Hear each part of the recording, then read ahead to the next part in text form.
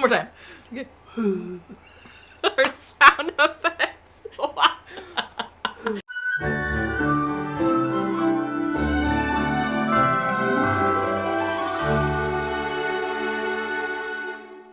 Welcome back to Every Disney Movie Ever. My name is Jess, and I'm watching Every Disney Movie Ever. Today we have Audrey! Yay, I'm She's back again, and we love it. It's so frequent. We're living for it. And today we're going to talk about Beauty and the Beast, The Enchanted Christmas. Ugh.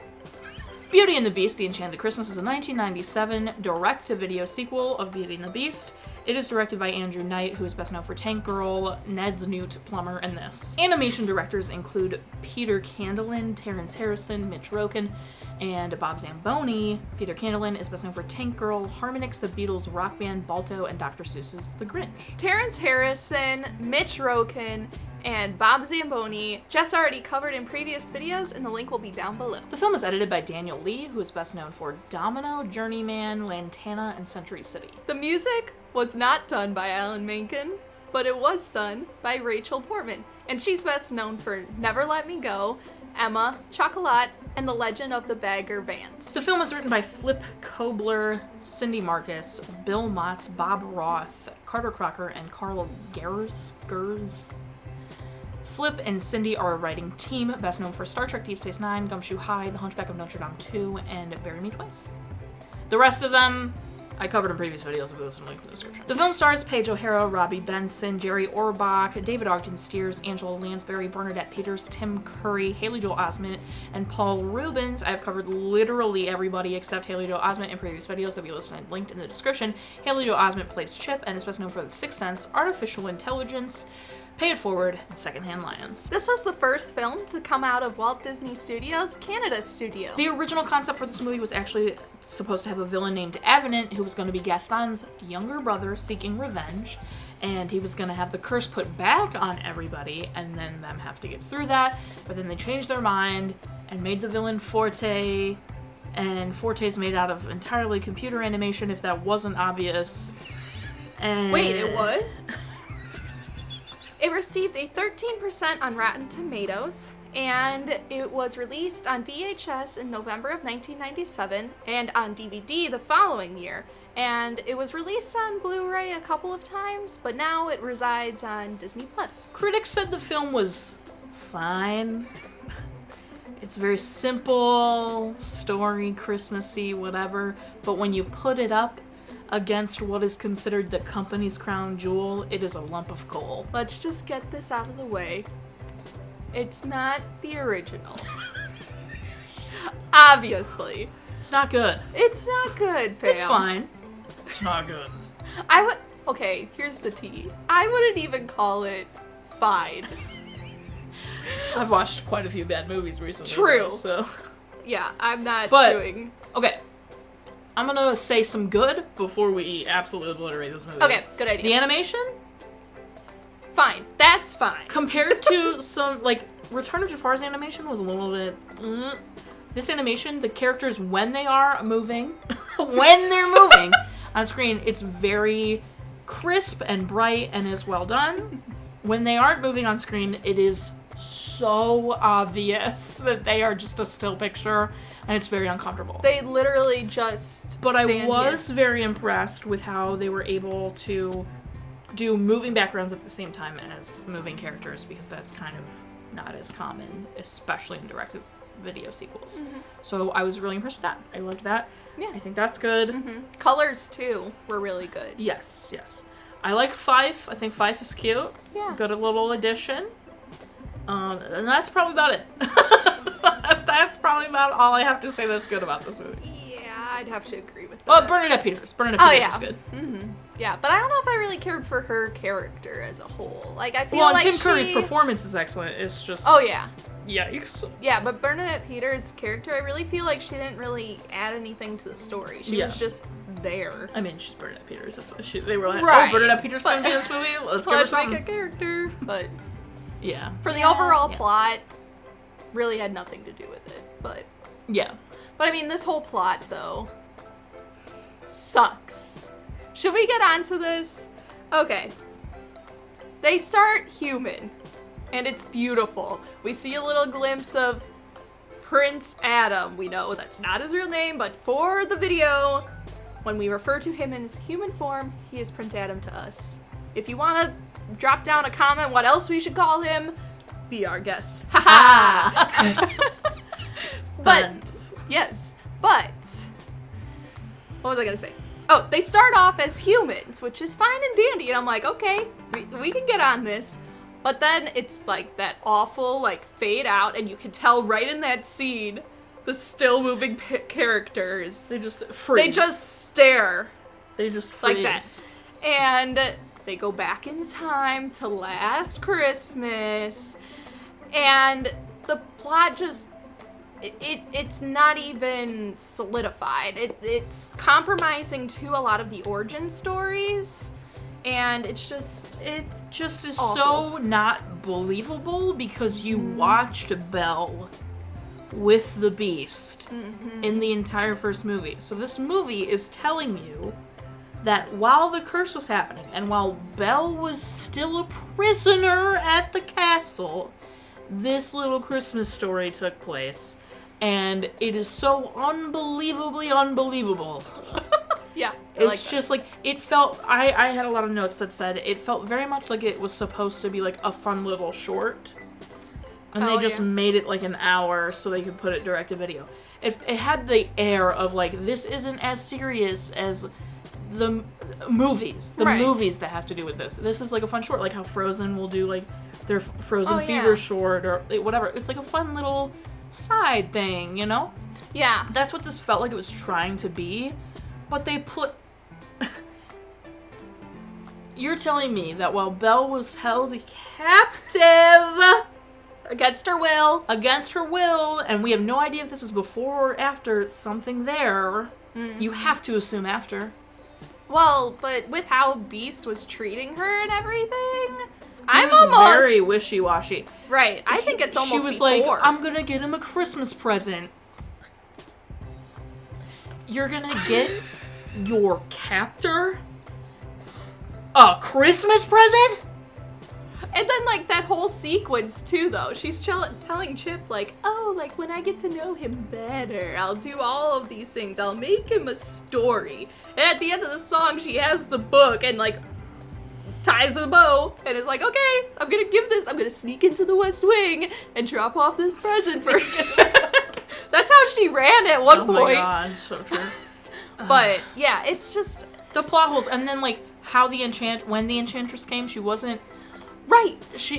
It was like some huge party he was having. It wasn't, I mean, it could have been Christmas, I guess, but it was definitely a huge party where he was done up in, like, such attire. Right. And not just, you know, his she white was like, t-shirt. can I have some freaking shelter from this rain? And he's like, no. Right. I don't need a rose. It's, no, you can't have shelter. Get out of my face, you ugly woman. Right. And then she's like, hey, you're an ugly person inside. You're cursed now. Yeah. But just the way they had that take place, it, like, kind of went juxtaposed to what we're told in the first movie. Right. Which is absolutely what's canon. So, like, ugh. Yep.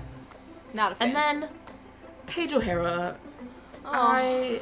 Okay, first of all, we have mad respect for her. Oh my god. Paige O'Hara is Belle forever and ever. She's amazing. She's a queen. Right. Got a great singing voice. So don't come at us. Something in this movie happened, and I'm convinced it's because Howard Ashman has passed and wasn't involved. Yeah. Because her singing voice was all over the place. It was really bad. And it was all over the place in, like, one sequence, like, all the time. Yeah. And like, at some point she's singing, like, very soft and high, and it sounds more like Belle, and then other times she's singing very, like, Christmas, and she sounds way older, and, like, I know it's been 6 years, but it's only been it hasn't been 20 like it has now, like, what, 30? Oh, yeah. Ew. Now when she sings stuff from Beauty and the Beast, of course I'm expecting her to sound different. It's been 30 years! But, like, 6 years after, I don't expect it to sound that different. Right. And it was just, she was all over the place. And I didn't like it. It wasn't terrible. I just was like, what is going on here? Right. Pick a sound for her. Right. It was inconsistent. Even also, too, in the way she delivered the lines, too. Yeah. I could notice that something was off. And like Jess said, I really think it's how she was directed or instructed to deliver certain things in the booth. Yeah.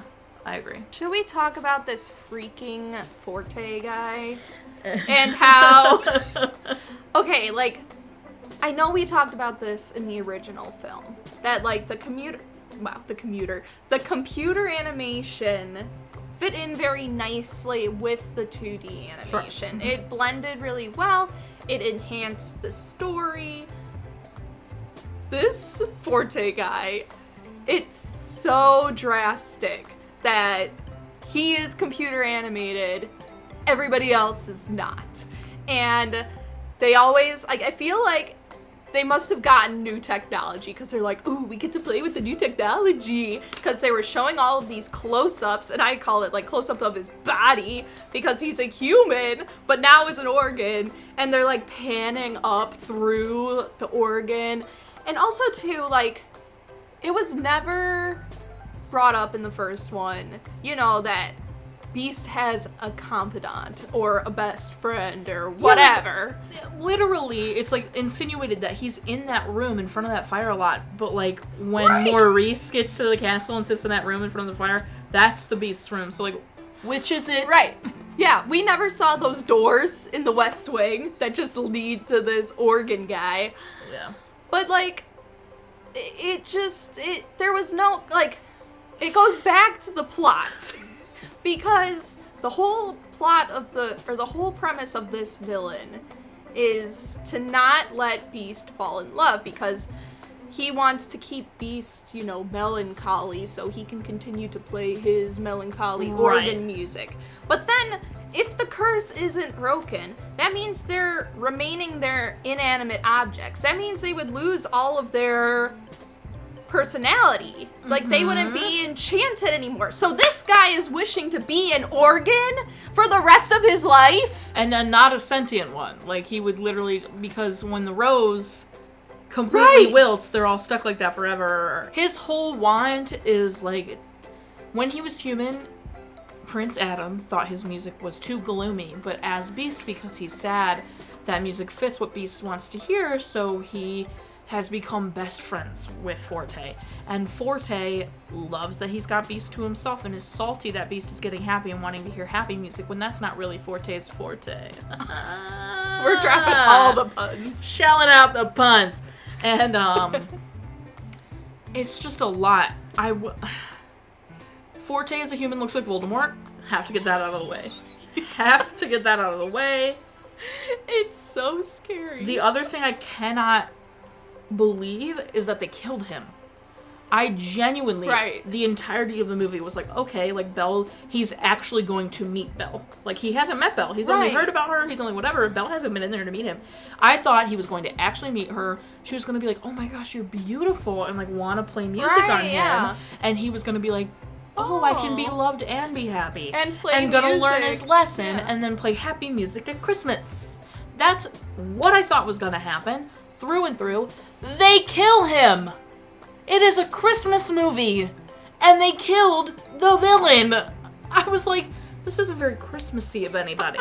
Just ripping him off the wall, ripping off his keyboard. And that was like the last 5 minutes of the movie, because then it was immediately like, okay, we're gonna jump to Christmas, and Chris saved Christmas, and all that kind of stuff, and it's just like...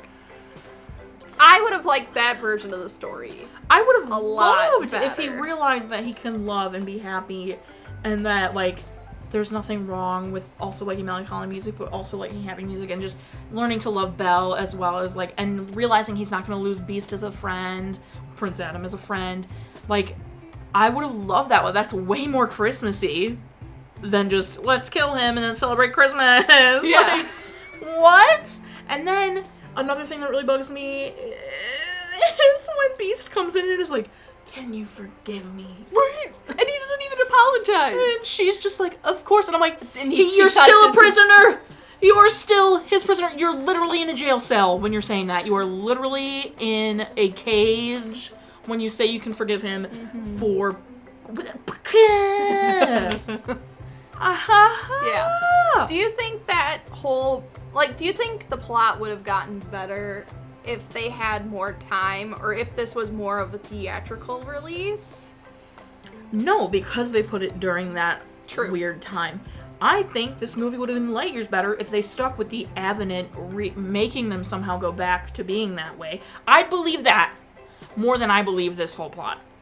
I would believe Avenant, Gaston's younger brother, finds a way to get them to be cursed again as punishment for killing his brother. I believe that way more and would be in for... And then that just opens up so much more opportunity for all of them to be even nicer to each other and loving to each other and it not be weird between Belle and Beast. Right. And for her to be like, oh my god, you're a beast again. I'm going to help you, honey. And him be like, yeah, we got to figure this out. Like, I really don't want to be a beast again. I don't want these claws. Like, that would have been so much more interesting. I think they made a terrible choice. Yeah. Making an organ the villain. And going back to during the time she was held captive. Like, they didn't use their brains in that instance. Yeah. I don't understand how that storyline won out over Avenant. First of all, the songs in this movie, garbage. Oh my gosh. Not good. I don't think I like a single one of them. So this is Christmas. I didn't know we were in a jazz club during this movie. Oh my god, for real. Not even. Jazz is better. True. It's just bad. Jazz is way better, like imagine. So this is Christmas. Oh yeah, I could get to that. Could you imagine like Lumiere with this little like being jazzy? Mm-hmm. I'm into it, but yeah, I don't. The only thing. Oh, sorry. I didn't mean to cut it off. The only thing I liked really about the music, there was one part during her whole, I'm gonna make a book for Beast. Like, the animation in that sequence. Yeah, beautiful. Was really pretty. And that's like the one part I remembered as a kid watching this, was like how beautiful that was. And I love... and they do the nods to Little Mermaid in Aladdin. Yeah, that's true. And then I like that the book is in French, too. Yes, that's very good. Yeah. But anyway, the score sounds very much like Polar Express. Granted, this came first. But, it's got some heavy Polar Express vibes. Oh, yeah, for sure. So the one question that I was asking through the entire dreadful hour and 13 minutes that this film is was where... 10 minutes of it is like credits, so it's really like an hour and 5 minutes. Fine. Where is Plumette? Where is Plumette? Because her man is all up on the wine glasses, and I know she would not be okay with that. He's also all up on Angelique. Yeah, that's true. Like, way more on Angelique than... the wine glasses. Right. And it's like, I'm like, kept asking Jess. I'm like, Jess, where's Plumette? Where's Plumette? Where's Plumette? And then they show her in one little, tiny little, like, 3-second clip. And I'm like... She has one line in a song. And then you never see her again. Right. And I'm like, if I was, some enchanted object in that castle, I would have marched myself down. If I was one of those ornament balls, I would just hop down and tell Plumette... The tea. Your man's sleeping around on you, girl. Right. You gotta watch yourself. But also, like, Plumette is way better than these freaking wine glasses. They are so annoying. That's why... We didn't realize that! They're wine glasses! They're so whiny. I will say, I know you kind of have this note. I also have this note. Any part where they were human, I was ecstatic. Oh, yeah. That's all I care about. Seeing Prince Adam as Prince Adam, that's what I want. That is the content I want. I don't know why people keep wanting Beauty and the Beast. I don't know why they want to keep seeing Belle and the Beast. That's creepy and weird to me. Right. I want Prince Adam content. Give me it. I want to see that movie. I want to see that short. Because, like, the last 30 seconds of this movie was, like, the sweetest and, like, the best part. Because they, like, walk out onto the balcony and you can feel the love between them. And he gives her a simple rose, which is very similar to, like, the live-action Beauty and the Beast, where she's like, oh, give me a rose that, like, brushes off your shoulder. So I thought that was super cute. Sorry, you mentioned live-action Beauty and the Beast, and all I could think about was how he growls at her. Oh. That's all I got at the end of the Beauty and the Beast live-action one. Can you grow a beard? But that's what I Give me the cup back. But, like, I like that he gave her such a simple gift, and I could feel in that last 30 seconds that was a gift from his heart, not some stupid song, forte. Write a song that I've done nothing with. Okay, and also, too, he was supposed to write a song, and the only song he came up with was freaking Deck the Halls. That's not an original song. Correct. But anyway, like, the interaction between the prince and Belle, I swear, those last 30 seconds, I'm like, why couldn't we have a more heartwarming, like, let's gather the kids around, we're gonna watch Beauty and the Beast, Enchanted Christmas, you know, and make it like a tradition kind of thing. And just, I know I can think of a lot of different plot lines that would be better than this one. Yep. But yeah, it is what it is. And yeah. I mean, it came out in 1997 too, so that's a thing. But yeah. Yeah. Yeah, that's it? I think that's it, yep. Yeah, what would you rate it? I think I'm being generous here. And this is only because of nostalgia factor. I would give it 3 stupid organ pipes out of 10. Wow, my final rating's a 5. Oh, you're way more generous. Mine's 5 stupid organ pipes out of 10. Our total movie count is... Yay. Hearing That Total and Crying Out are definitely still the same. You would only cry because of how bad this movie sucks. If you want to keep up with what movie I'm watching when, follow me on Instagram until you'll find out what movie I'm watching when. Follow Audrey on Twitter. Head on over there. I put up videos every Monday and Friday and sometimes Wednesday. Join Patreon. Always fun things going on over there. Buy the merch. Buy the merch. New merch is coming. New merch is coming. New merch is coming. Hey. Is it already out? I don't know. New merch is coming. New merch is coming. Until next time, come on, Shop. You are definitely don't be forte about it. Yeah, and don't be as bad as animated too as him.